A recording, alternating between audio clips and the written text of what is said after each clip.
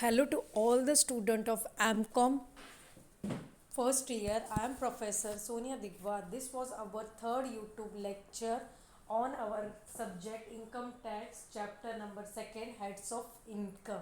So in last lecture we have discussed about the concept is types of allowances. Okay, and in types of allowances we have discussed in our last lecture is partially taxable allowances which are provided by the company. If company are providing that allowances to the company, then that allowances will be deduct from the income tax. Okay, if that allowances is provided by any one company to their employees, that means they are eligible to pay that kind of taxes. So in last lecture we have completed this concept in a detailed way, and we have also discussed about provident fund. What? Okay, provident fund. So also we have discussed that there will be four types of provident fund: statutory provident fund under section not mentioned, but the year will be mentioned 1925, and recognized provident fund, unrecognized provident fund, and public provident fund. But for income from salary we have to focus recognized provident fund. What is the meaning of recognized provident fund? We have discussed in our today's lecture. So first of all I will read that slide, then I give you the explanation. The employer contribution to RPF is taxable to extent it is more to than 12% of salary. As an all the student will know that employer contribution to RPF is charged by the PF. First of all, I have tell you that in last lecture, PF, what is the meaning of PF? PF can be payable by the company to in the way of retirement benefits. These are the retirement benefits which company given to their employees. So PF is that amount which company are given to their employees at the end of the retirement.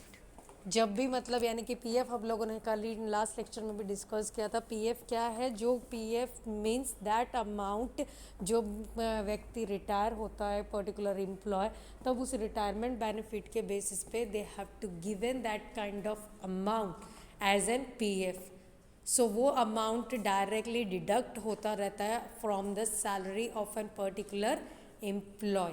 तो वो उसकी amount की salary में से हर जब भी वो व्यक्ति ज्वाइन होता है उस सैलरी के साथ साथ में उसका एम्प्लॉयर कंट्रीब्यूशन टू आरपीएफ कटता रहता है. तो वो जो अमाउंट कटेगा अजम्पशन अमाउंट्स का के बाद उसको वो limit as an PF at the end जब वो उसका अपॉइंटमेंट होगा तब उसको वो अमाउंट मिलेगा वो पर्टिकुलर एम्प्लॉय को. So that amount we call PF. So ये रिकॉग्नाइज प्रोविडेंट फंड पीएफ उसको कब मिलेगा? जब रिटायरमेंट होगा. पर इसका पोर्शन जो सैलरी का पोर्शन रहेगा वो उसके day to day from day to day activities जब भी वो काम करता रहेगा उसकी सैलरी एक साल की जब कैलकुलेट करेगा तब उसमें से वो अमाउंट डायरेक्टली कट होता रहेगा एट द एंड. सो उस पर एम्प्लॉयर से कंट्रीब्यूशन को क्या कहा जाएगा? आरपीएफ के अंतर्गत एम्प्लॉयर कंट्रीब्यूशन टू आरपीएफ. इसके अंतर्गत दो उसको याद रखना है कि employer contribution to RPF government ने कितना टैक्सेबल करा है. It extend more than 20% of the salary. 12% उसकी सैलरी में से वो अमाउंट कट होता रहेगा. उसकी टोटल जो सैलरी रहेगी उसमें से वो अमाउंट बेसिक सैलरी और अलाउंसेस जो भी एलिजिबल हो तो वो otherwise उसकी allowance that kind of amount total basic salary dearness allowances and particularly that commission और बोनस, ये अमाउंट कट करने के बाद ये अमाउंट कैलकुलेट करके लेस किया जाता है towards their employment basis. So that amount is cut from their salary के. ये इस पर कितना टोटल प्रतिशत जाएगा? It can be 12%. और interest on RPF it can be given on lump sum basis 9.5. अगर इंटरेस्ट टू कम उन्हें इंटरेस्ट ब्याज के तौर पे दिया जाता है तो it can B charge on 9.5%. Okay. So RPF ये अंडर सेक्शन एम्प्लॉयज़ को टैक्सेबल, इस पे गवर्नमेंट अंडर सेक्शन 80C के तहत ये टैक्स को उनको लागू लगाएगी इस पे taxes according to 9.5%. So these are the recognized provident fund which can be charged by the government as per their norms. But from if any one person is working in a company, they have eligible to pay RPF, employer contribution to their towards their retirement benefit. To enjoy retirement benefit, they have to pay some amount as per whether they are working in a company. So they have to pay half portion of amount on a day-to-day basis, daily basis of salary. They have to pay that kind of amount. That is a recognized provident fund. Okay, now all the student will understand recognized provident fund. Then prerequisites. Prerequisites means perks. Prerequisites means what? Perks. जो वो भी ये इसको भी आप अगर बोल सकते हो बेनिफिट्स. बेनिफिट्स जो पर्टिकुलरली कंपनी अपने एम्प्लॉय को बेनिफिट्स और फैसिलिटीज़ भी बोल, अलाउंसेस जैसे फैसिलिटीज़ हैं, इसी तरीके से प्री रिक्वेसाइट्स भी क्या है, बेनिफिट्स हैं. और it's can be as you say the benefits and kind of amount which the company are investing on their employees. So ये अमाउंट जो कंपनी इन्वेस्ट करती है अपने उनको फैसिलिटीज़ प्रोवाइड करती है, लाइक हाउस की, घर में रहने की, अकोमोडेशन देना एम्प्लॉयर को, एंड देन उनको गैस इलेक्ट्रिसिटी हो गया, वॉचमैन हो गया. अगर कंपनी अपने अलाउंसेस दे रही है, बेनिफिट्स उनको दे रही है, अलाउंसेस की फैसिलिटीज़ दे रही है, पर उसके साथ साथ वो उनको अगर एक्स्ट्रा बेनिफिट्स देती है तो उस बेनिफिट्स को क्या बोलते हैं, प्री रिक्वेसाइट्स. उनको घर रहने के साथ साथ उनको प्रॉपर घर में सारे ज़रूरत की चीज़ें जस्ट लाइक वाटर, गार्डनर, साफ़ सफाई करने के लिए गार्डनर, गैस, इलेक्ट्रिसिटी अगर वो प्रोवाइडेबल करते हैं अपने पर्टिकुलर स्टाफ्स को, तो ये सारी फैसिलिटीज़ को क्या कहा जाता है, प्री रिक्वेसाइट, जो कंपनी अपने एम्प्लॉयर को प्रोवाइड करती है. This kind of concessional accommodation हो गया, मैंने बोला जैसे स्वीपर हो गया, गार्डनर फैसिलिटी होगी, वॉचमैन हो गया, गैस इलेक्ट्रिसिटी हो गया. तो this are the prerequisites which can be provided by the company to their employee. So ये सारी प्री रिक्वायर्ड साइट्स हैं जो कंपनी प्रोवाइड करती है अपने एम्प्लॉयज़ को, whether they are working in a company. Okay, so what are the other pre required like watchman हो गया, स्वीपर हो गया, गार्डनर हो गया, गैस इलेक्ट्रिसिटी हो गया, value of benefit like furniture भी उनको देती है अकोमोडेशन के लिए, एम्प्लॉय को पर्सनल यूजेस के लिए, अकोमोडेशन के लिए, पर्सनल यूजेस के लिए charges, facilities, also providing funds paid to the RPF के लिए भी फंड उनको अर्न करने के लिए देती है कि अपने आरपीएफ मतलब जब भी वो रिटायर हो उसके रिटायरमेंट के लिए भी वो कंपनी अपनी उनकी सैलरी में उनको फंड, एक्स्ट्रा फंड प्रोवाइड करती है, and other kind of fringe benefits. So they are the prerequisite which can be company provide to their employee. Now we move forward to next slide.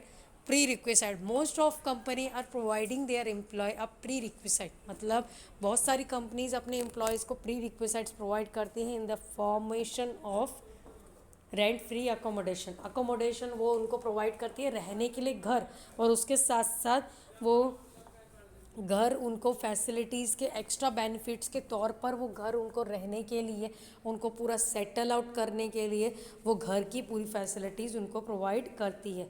Just like यहाँ पर आप slide में भी देख सकते हो, अगर आपका बिजनेस और लोकेशन जहाँ आप काम कर रहे हो, जॉब कर रहे हो, उसका लोकेशन मैंडेटरी करता है कि उस व्यक्ति को कितना ऑक्यूपाई, उसने कितना प्रतिशत घर किया है, उसको इतना परसेंट गवर्नमेंट को, एम्प्लॉय को टैक्स पे अप करना पड़ा है, रेंट जब भी वो यानी कि ऑक्यूपाई कर रहा है. ओके, सो वो पॉपुलेशन के बेसिक्स पे है. यहाँ पर 3 यानी कि उन्होंने डायग्रामेटिकल में शो करा गया है कि दैट प्री रिक्वेसाइट अगर वो रेंट ऑक्यूपाई पर्टिकुलर एम्प्लॉय करता है, अनफर्निश्ड अकोमोडेशन मतलब उसको घर में कुछ यानी कि उसको फैसिलिटीज़ यानी कि फर्नीचर उसको प्रोवाइडेबल नहीं है फर्स्ट, और उसमें 2 चीज़ें मैंडेटरी हैं. लाइसेंस, अगर गवर्नमेंट सर्वेंट है तो उसको लाइसेंस फिक्स दिया गया है, और अदर एम्प्लॉयज़ तो उसके अकॉर्डिंगली उसको गवर्नमेंट को टैक्स अकॉर्डिंग टू पॉपुलेशन और उनका सैलरी प्रिस्क्राइब किया गया है कि उनका सैलरी का कितने प्रतिशत कट होगा उसकी सैलरी में से, और अकोमोडेशन अगर खुद का है और अगर कंपनी का है तो उनको कितना प्रतिशत उस पर दे हैव टू पे. ओके। सो पॉपुलेशन अगर फर्स्ट में देखो, पॉपुलेशन अगर किसी की 10 लाख तक है, 10 लाख तक है, तो where the accommodation is own by the employee, अगर वो घर खुद के रहने के लिए वो जब अगर व्यक्ति खरीदता है तो उसको कितना प्रतिशत अपने घर के ऊपर सैलरी में से डिडक्ट होगा, उसके अकोमोडेशन अगर खुद के घर के लिए रहेगा तो दे have to pay 7.5% of their salary. So they have to pay 7.5% of their salary पे वो पे करेगा।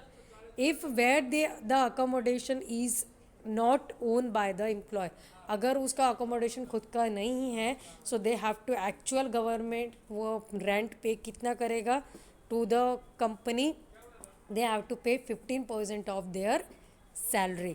तो 15% अपनी सैलरी पे वो हैव पे करेगा देयर रेंट, और उसका अमाउंट गवर्नमेंट के नॉर्म्स के अंतर्गत वो पे करेगा। अगर उसकी पॉपुलेशन, उसकी मतलब पॉपुलेशन 10 लाख तक से कम है, जहाँ उसकी जॉब लोकेशन है उसकी पॉपुलेशन 10 लाख से कम है, तो उसको अपना अगर सैलरी के बेसिस पे उसको कितना प्रतिशत टैक्स पे करना पड़ेगा गवर्नमेंट को, 7.5 अगर उसने खुद ने घर लिया है, और अगर वो रेंटल बेसिस पे है दे have to pay 15% of their salary. Okay. And then second, अगर वो पॉपुलेशन 10 लाख से, जहाँ उसकी job location just like metro city की भी हो सकती है, पुणे हो गया, नासिक हो गया, ये जहाँ वो व्यक्ति काम कर रहा है, अगर उसकी पॉपुलेशन 10 लाख से ज़्यादा है बट 25 लाख से कम है, तो उनको अगर खुद का उसका एम्प्लॉयर का घर है तो उसको कितना प्रतिशत अपनी सैलरी के ऊपर पे करना पड़ेगा, दे हैव टू पे 10% ऑफ सैलरी। और अगर उसका खुद का घर नहीं है और उसने कंपनी के अकोमोडेशन का फैसिलिटी ले रहा है, तो दे हैव टू पे ऑल्सो 15% टू द कंपनी। तो ये 15%, अगर उसका खुद का घर है तो 10% पे करेगा, और अगर कंपनी का ऑक्यूपाई कर रहा है तो दे हैव टू पे 15%। और थर्ड लास्ट है, अगर पॉपुलेशन जहाँ वो काम कर रहा है व्यक्ति उसकी 25 लाख से अबव है उसकी पॉपुलेशन, तो वो कितना पे करेगा, 15% ऑफ, अगर खुद का घर है तो 15% ऑफ सैलरी, एंड 15% अगर वो खुद का ऑक्यूपाई भी नहीं भी करेगा तो 15% ऑफ एक्चुअल रेंट पे करेगा टूवर्ड्स द कंपनी। सो ये सारे रूल्स हैं, जब भी वो व्यक्ति अगर अकोमोडेशन फैसिलिटी कंपनी देती है रहने की, तो उसको रेंट फ्री अकोमोडेशन मतलब रेंट भरना किस बेसिस पे है और कितना उसकी सैलरी में से कट होगा, और खुद वो ऑक्यूपाई करता है तब कितना प्रतिशत भरना पड़ेगा, और अगर वो खुद यानी कि नहीं है, कंपनी उसको फैसिलिटी पर्क्स प्रोवाइड कर रही है, तब उसको कितना पे करना पड़ेगा, इसका यहाँ पे वेरीफाई करा गया है। उसके अकॉर्डिंग टू पॉपुलेशन के बेसिस पे वो टैक्स पे अप ऑन दैट सैलरी में से उसका that amount can be deducted. और अगर उसका घर का फर्निश है तो ये इन सब के बावजूद भी उसको 10% ऑफ कॉस्ट फर्निशिंग भी पे अप करना पड़ेगा। इन सब के साथ साथ ये सारा अमाउंट, अगर पॉपुलेशन किसी की 10 लाख तक है तो 7.5, अगर अकोमोडेशन उसका ऑन कंपनी का है तो उसको 15% सैलरी में से कट होगा, और प्लस उसके अंतर्गत उसको अगर फर्नीचर कंपनी का यूज़ कर रहा है या खुद का भी कर रहेगा तो वो 10% उसके अंतर्गत ऐड होगा उसकी सैलरी के अकोमोडेशन के साथ। उसको वो सारा अमाउंट पे करने के बाद they have to charge on their salary. तो ये सारे उसको ये याद रखने हैं आप लोगों को सबको भी कि ये किसके accordingly perks pre requisite rent free accommodation usable किया जाता है। ओके। नाउ यहाँ पर भी सेम वही ऑक्यूपाई करा गया है, ये जो मैंने लास्ट स्लाइड में एक्सप्लेन किया है यही, ये भी वही इस स्लाइड में भी वही सेम है। So there can be not according to 2001 census के अकॉर्डिंगली ये आपको ग्राफ प्रिस्क्राइब किया गया है कि ये अकॉर्डिंग टू 2001 के बाद गवर्नमेंट ने ये रूल बनाया गया है कि प्री रिक्वेसाइड पे अगर रेंट फ्री अकोमोडेशन यूज़ कर रहे हैं तो उसको इस तरीके से रूल्स एंड रेगुलेशन के अकॉर्डिंगली पर्टिकुलर एम्प्लॉय को यूज़ करना है, और इतना टैक्स और इतना रेट अगर खुद का हो और अगर वो कंपनी का हो तो उस बेसिस पे उसको पे अप करना पड़ेगा। Okay. Now we move forward to a next slide, computation of income from salary.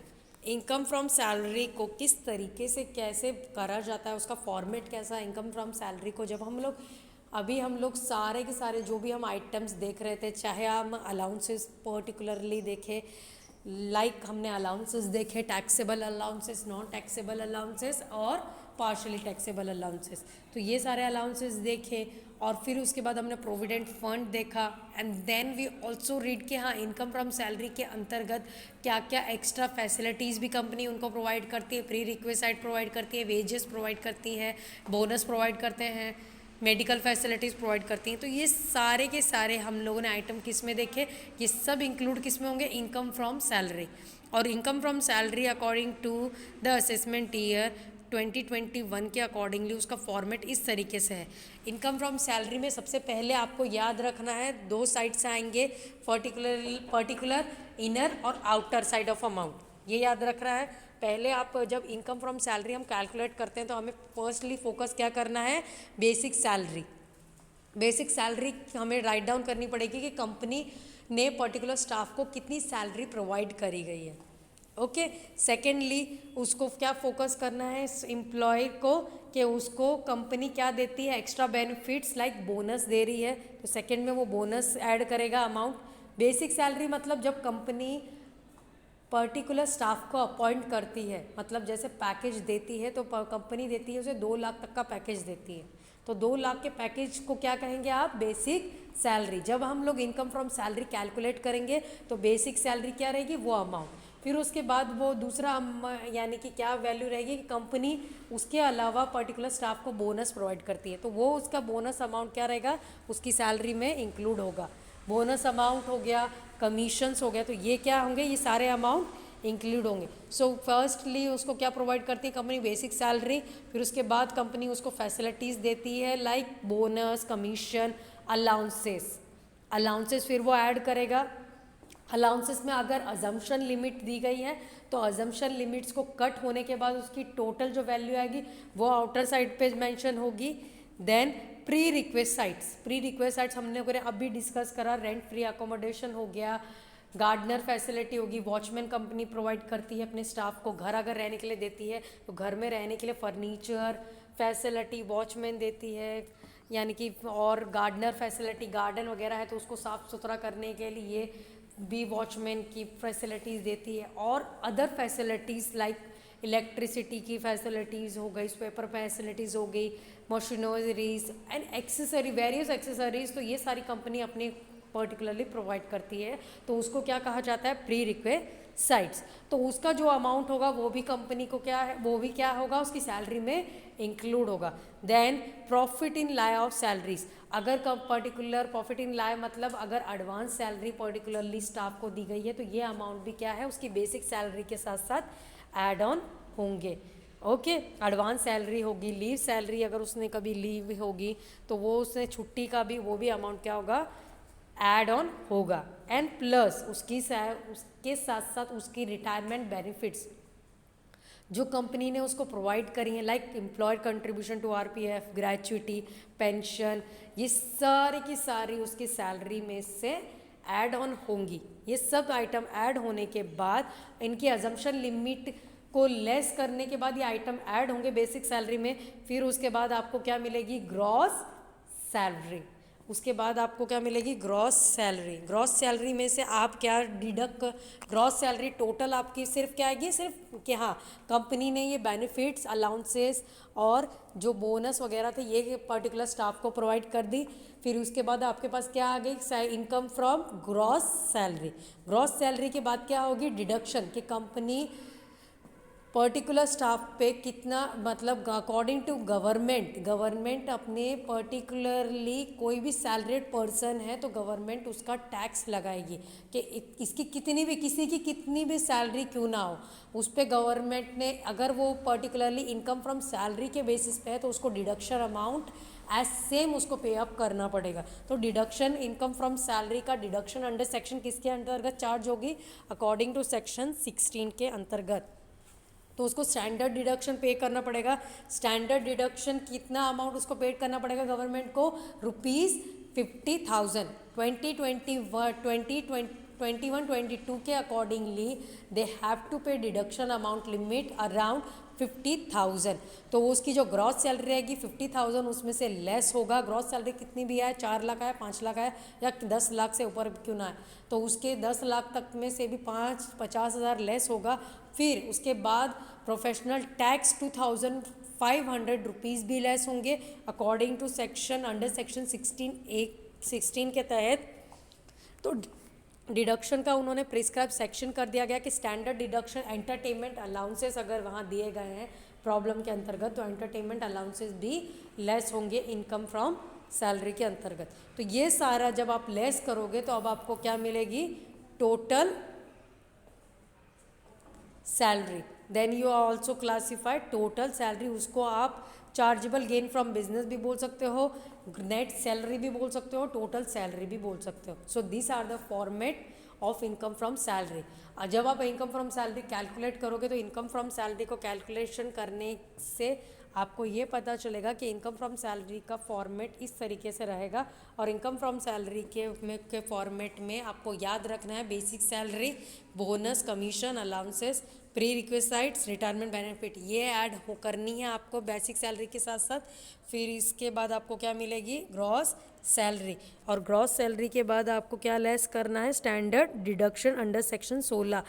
Income from salary का स्टैंडर्ड डिडक्शन अमाउंट वहाँ पे उन्होंने सेक्शन प्रिस्क्राइब करा है, इट कैन बी 16। और स्टैंडर्ड डिडक्शन कितनी कौन कौन सी लेस करनी है, professional tax, standard deduction, entertainment allowances. So this amount has to be less from gross salary.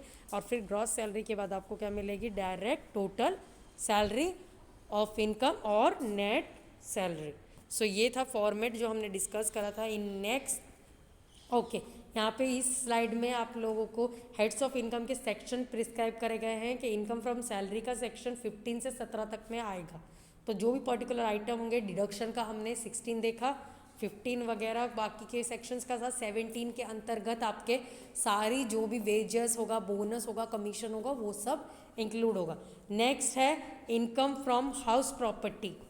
As you see, income from house property का section 22 से लेके 27 तक इनकम फ्रॉम हाउस प्रॉपर्टी के अंडर सारे के सारे रूल्स एंड रेगुलेशन सेक्शंस, चाहे उसके अजम्पशंस हो, डिडक्शंस हो, तो वो सब आएंगे इन्हीं बस 22 से लेके 27 तक।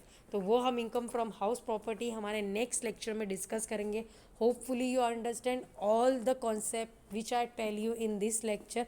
अगर किसी को भी स्टूडेंट को कोई क्वेरी है related to not understanding any concept, अगर आपको कोई इसमें अंडरस्टैंड नहीं हो पा रहा है कोई कॉन्सेप्ट, तो you can also write down in comment box. आपके क्वेरीज जो है वो मैं आपके क्वेरीज को नेक्स्ट सेशन में सॉल्व करने की करूँगी।